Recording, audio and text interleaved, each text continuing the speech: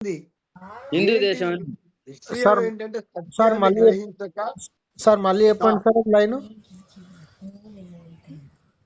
ఏంటది పురుషోత్తం అన్నారు కదా సార్ పురుషోత్తముడు ఒక సంస్థానానికి రాజు అవుతాడు.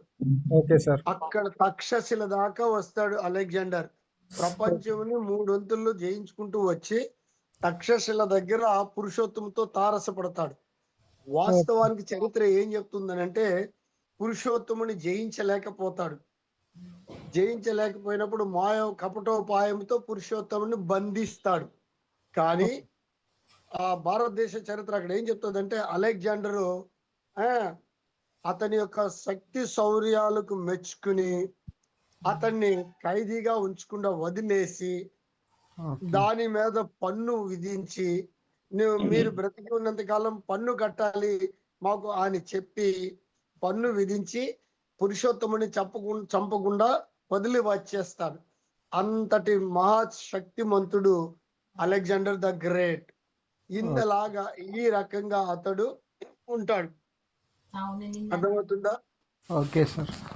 సో అంటే 4 బలమైన ప్రపంచ రాజ్యాలు అక్కడ ఏమైపోయినాయి, అలిచిపోయినాయి. అయితే ఇతడు చనిపోయిన తరువాత ఎవరు ఈ అలెగ్జాండర్ చచ్చిపోయేటప్పటికి అతడికి వివాహము కాలేదు, అతని తదనంతరము సంతానము లేదు కనుక అతడు చనిపోయేటప్పటికి రాజ్యాన్ని అతని సామంతులు పంచుకుంటారు. 4 సామంత రాజులు పంచుకుంటారు ఆయన రాజ్యాన్ని. వీళ్ళు కసెండర్, లిసిమస్, టోలమీస్ ఇలాగా 4 చెప్పబడిన 4 చక్రవర్తులు ఆ రాజ్యాన్ని పంచుకుని వీళ్ళు పరిపాలన కొనసాగిస్తారు.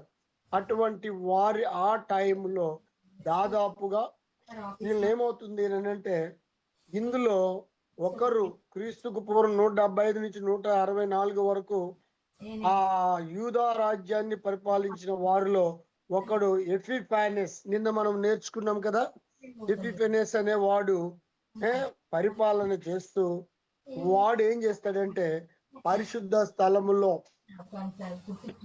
అతి పరిశుద్ధ స్థలంలో. ఓకే, ఇక్కడ ఒక విషయం చెప్పాలి ఏంటంటే వీళ్ళు దేశాన్ని వీళ్ళు హస్తగతం చేసుకుంటారు. టాల్మిస్ చేసుకున్నాక వీళ్ళు ఏం చేస్తారనంటే దేవాలయంలో 4వ ఎపిఫానెస్ అనేవాడు, వీళ్ళ పూర్తి నేములు తర్వాత తరగతిలో నేను ఇస్తాను. ఇతడు ఏం చేస్తాడనంటే యూదులను పాలన చేస్తాడు. యెరూషలేము దేవాలయంలోనికి వీడు వెళ్ళి ఏం చేస్తాడంటే అతి పరిశుద్ధ స్థలంలో ఒక పందిని బలి ఇస్తాడు. 24వ అధ్యాయం మత్తయి సువార్తలో నాశనకరమైన ఏయ వస్తువు అతి పరిశుద్ధ స్థలంలో నిలిచిండటం మీరు చూచినప్పుడు కొండలకు పారిపోవాలని అని అంటాడు. అంటే దానికి సూచన ఏంటంటే అంతము సమీపించింది అని. 4వ ఎపిఫానెస్ 164 ఆ క్రీస్తుకు పూర్వము 164 ఆ ప్రాంతాలలో వాడు ఏం చేశాడనంటే యెరూషలేము దేవాలయంలోనికి వెళ్ళి వాడు ఒక పందిని పరిశుద్ధ స్థలంలో బలి ఇస్తాడు. సో ఈ రీతిగా వాడు ఉంటాడు. ఆ తరువాత యూదా జాతికి చెందినటువంటి మకబీయులు అనే వాళ్ళు ఒకడు ఉంటాడు. వీడేం చేస్తాడనంటే వాళ్ళ మీద తిరుగుబాటు చేసి ఈ మకబీయులు వాళ్ళని జయించి యెరూషలేముని హస్తగతం చేసుకుంటారు. ఇలాగా ప్రపంచ చరిత్ర జరుగుతుంది. ఆ తరువాత మనము 9వ అధ్యాయంలోనికి వెళతాం.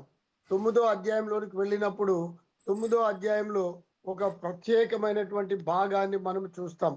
ఏంటి ఆ భాగం అని అంటే దానియేలు గ్రంథం 9వ అధ్యాయంలో ఇక్కడ రాజైన దానియేలుకి ఒక దర్శనము కలుగుతుంది. అర్థమైందా? ఇక్కడ దానియేలు తన ప్రజల కొరకు ప్రార్థన చేస్తూ ఉంటాడు. 9వ అధ్యాయంలో ప్రార్థన చేస్తూ ఉన్నప్పుడు ఒక దూత ఆయన దగ్గరికి వస్తాడు. వాడి పేరు గాబ్రియేలు. వచ్చి ఏం చేస్తాడంటే జరగబో భవిష్యత్తును గురించి వివరణ చేస్తాడు. ఏంది అంటే 70 వారాల గురించినటువంటి ప్రవచనం. ఇది బైబిల్ గ్రంథం అంతటిలో అతి ప్రాముఖ్యమైనటువంటి భాగము అంశం ఇక్కడ మనకి చెప్పబడుతుంది. బైబిల్ ప్రపంచ చరిత్ర ఇక్కడే ఆధారపడుతుంది. యూదుల చరిత్ర కూడా ఇక్కడే ఆధారపడుతుంది. 70 వారాల చరిత్ర గురించి ఇతడు మాట్లాడుతాడు. గాబ్రియేలు ఏం చేస్తాడంటే ఈయనకు చెబుతాడు. ఎవరికి? దానియేలుకి చెప్తాడు. అప్పటికి సమయము దాదాపుగా వీళ్ళు బబులోను దేశానికి వచ్చి 70 సంవత్సరాలు పూర్తయ్యే సమయం వచ్చేస్తుంది. ఆ సమయానికి వీళ్ళు ఎంతో చింతతో ఉంటారు. ఆ చింతతో ఉండగా అప్పటి రాజు అయినటువంటి మాదియా చక్రవర్తి వీళ్ళు ఏం చేస్తాడు అని అంటే ఒక ప్రకటన చేస్తాడు. 9వ అధ్యాయంలో ఆ ప్రకటన మనము చూస్తాం. సో కనుక ఇక్కడ ఏంట్రా